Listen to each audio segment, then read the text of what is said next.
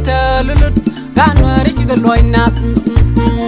mi no dat la we chan wa yeterwar ka bienere ali roduka banyen konji chinwaran yot kunne mampe mi chanwar kam wala daga japa sele kwi mande ga dakwan no la we sele darwi kamar moy sele kwi mande ga dakwan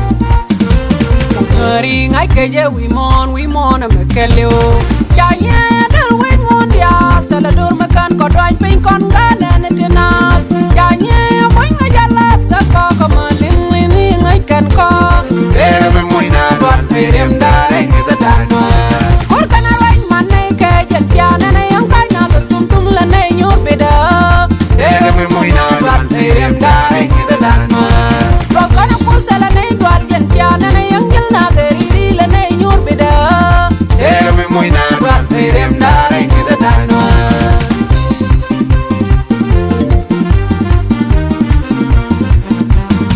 ano ya nong ya garam go ne tna mo kenu ya karotian chang jinur ga garo yiken ye mo ya fan gwa dong benur chonkat ano ya nong ya garam go chang jinur ko kan daman wi daman dor berong leide ring I keje we mon a mekelio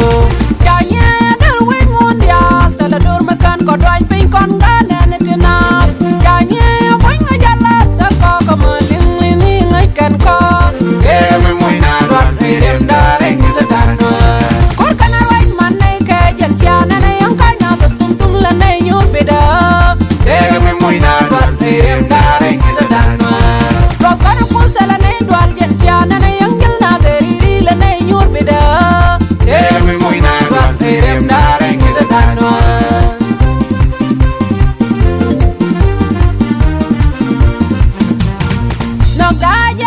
Jabin ngai ngana da yo ko ja ko jang lat ko mi je balyang pin chane moy ke ton medung di